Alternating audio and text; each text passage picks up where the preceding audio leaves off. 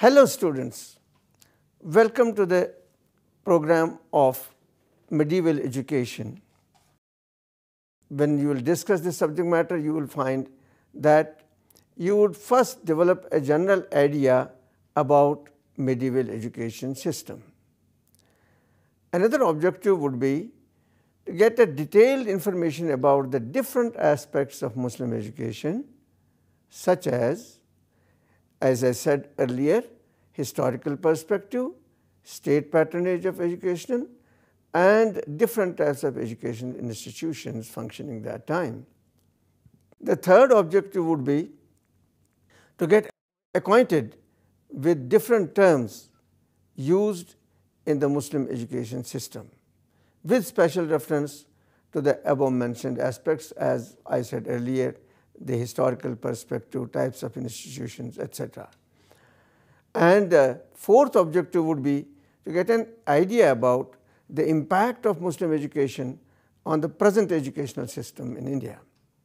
The historical perspective. Prophet Muhammad was born in Mecca in 570 AD. He propounded a new religion called Islam in 610 AD when he was about 40 years old.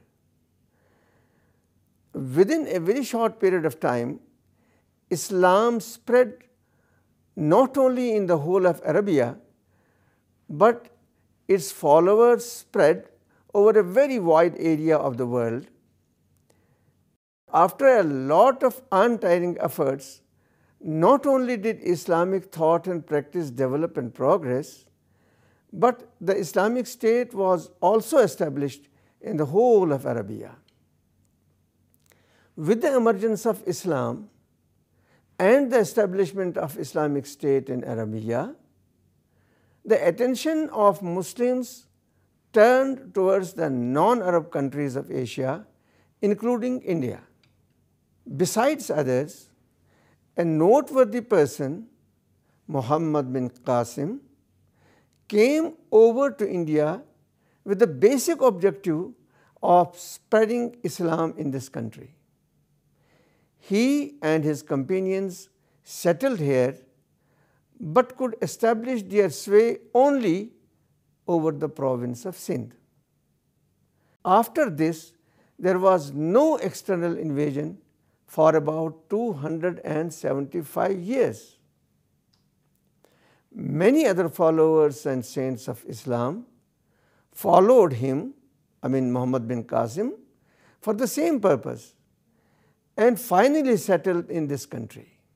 One famous ruler of Ghazni named Muhammad Ghori came to India in 1191 AD with the object to establish his kingdom over here. He failed this time, but finally succeeded in establishing his rule in India in 1194 AD. That is just after 2-3 years. After Muhammad Ghori's death, Qutbuddin Aibak, another king of the same dynasty, ascended the throne and founded another dynasty called Slave Dynasty. Several other dynasties such as Ghulam, Khilji, Tughlaq, Sayyid, and Lodi, these were the different dynasties, established their kingdom and Islamic rule in India. Due to these invasions, the culture of the two nations, Arabs and Indians, underwent many changes and at the same time progressed. It's to be noted that it were the Arabs who acquainted the Europeans with the knowledge and wisdom of India. In other words, the whole of the Indian culture or the Asian culture was introduced to Europe by Muslims. Now, regarding the state patronage in educational endeavor, we have many developments, we find many developments. As I said earlier, with the spread of Islam, the attention of Muslim rule turned towards India, and they came here and started to settle firmly in this country. They had mosques and schools constructed in India to make provision for education in Islam and Muslim law. Kings like Altamash, Razia Begum, Nasiruddin, Balban and others had mosques, maktabs and madrasas established in this country with the government aid. In the same manner, Firoz Shah Tughlaq made efforts for the propagation of education. One of the schools established by him in Delhi was very famous throughout Asia. Babur founded the Mughal Empire, as you know, in India, which had a very glorious existence for 6 generations till the time of Aurangzeb. Mughal rulers had a relatively greater interest in education, and hence it was in this period that education developed more adequately. They changed the entire ancient Indian educational system and established many educational institutions of different types throughout the country. Akbar particularly evinced deep interest in education to the extent that he authorized translation of many important Indian texts like the Mahabharata, the Ramayana, the Atharva Veda and the Lilavati into Persian, besides doing a commendable job in spreading education. Jahangir went so far as to enact a law that the property and wealth of a person dying without any heir would be utilized for the repairs of schools and religious buildings. Shah Jahan had a university established near the Jama Masjid in Delhi. Aurangzeb did propagate Muslim education by granting exclusive facilities to Muslim students in terms of freeships, scholarships, hostel facilities and other perks. Let us now see what types of education institutions functioned during the medieval period. Education under the Muslims was of 3 levels. 1, elementary or primary level. 2nd, secondary education level. And 3rd, higher education level. Now, primary education. Primary education was imparted, they were known as maktabs, whereas madrasas were the centers of higher education. The maktabs were usually attached to the mosques and so would be the madrasas.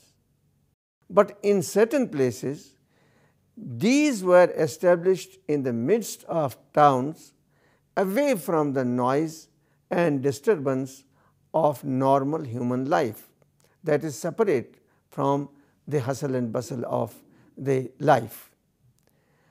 Let us look into the nature of functioning of these institutions separately. We take up first the maktabs.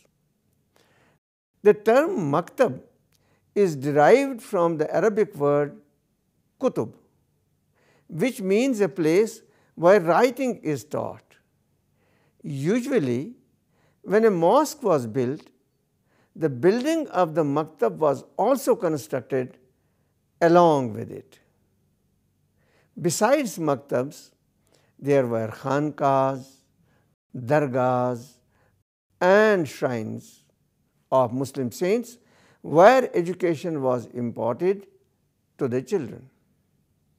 Generally, a Maulvi or a religious preceptor we call him, was appointed at these places by the builders of khanqahs and dargahs themselves to teach and guide the students to the path of salvation. The offerings made at these places by the devotees contributed towards the maintenance of these Maulvis, apart from the regular help they received from the patrons of the shrines. Only 3 hours and religious instructions were given to the children at this stage, and every Muslim child was expected to receive education in the maktabs. That was primary education. Now, the maktabs were of the following 4 types. First, called Qur'an schools. The purpose of such schools was to teach the pupils the recitation of Qur'an. There were no written works or arithmetic teaching or other types of instructions given in these schools. In such schools, learning of Qur'an and Hadith by heart was emphasized. The second type of school, Maktaba, was known as Persian school. Certain poetical works were taught in such schools, prominent among them being the works of Sheikh Sadi and Hafiz Shirazi, in addition to Maulana Rumi's Masnavi, etc. The knowledge of Islamic culture contained in these precious books was given to the children in such schools. Sections of these works were learned by heart by the students. Even the Hindus attended such schools and benefited from them.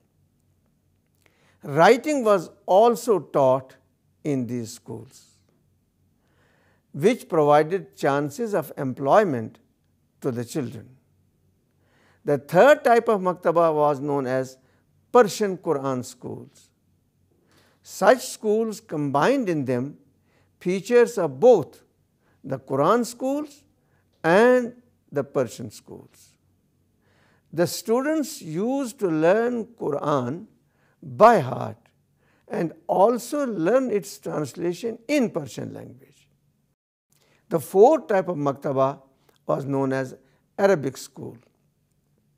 Now, these schools were meant for adults only and were used for producing full-fledged huffaz, that is a person who knows Qur'an, who has memorized Qur'an and knows it by heart and can recite it any time, any moment, in any place. The huffaz of the Qur'an, Holy Qur'an, would be prepared in these schools. They used to master Arabic language and learn Qur'an by heart. Let's now come to secondary education. In the medieval period, the Muslim schools imparting secondary education were known as madrasas. These madrasas were institutions of higher education. The first madrasa was started in Calcutta, which later grew into a mighty college. It had thousands of students on its rolls and was very famous throughout Asia.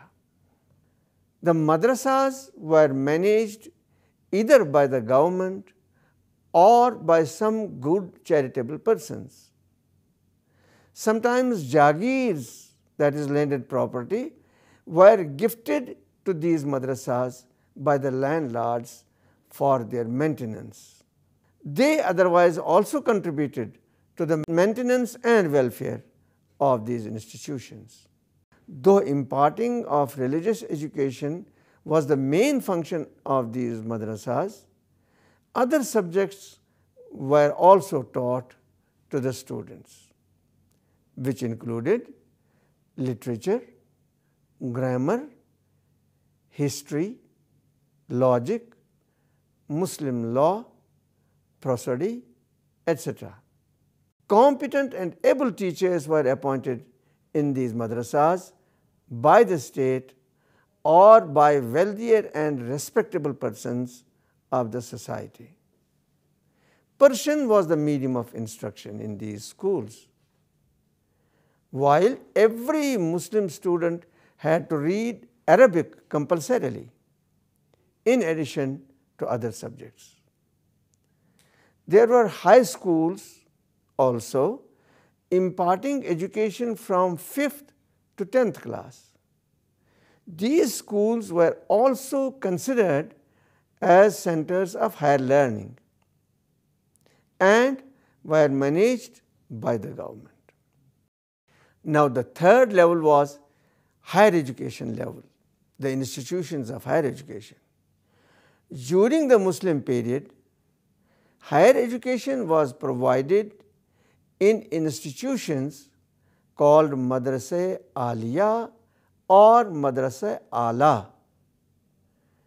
These were known as higher seats of learning and were a sort of colleges in the modern sense of the term.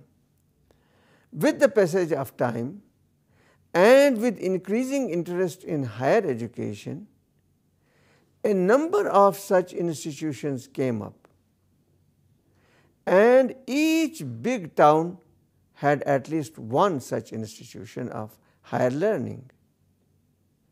The subjects taught in such institutions were Persian, Arabic, logic, science, grammar, medicine, economics, history, and geometry.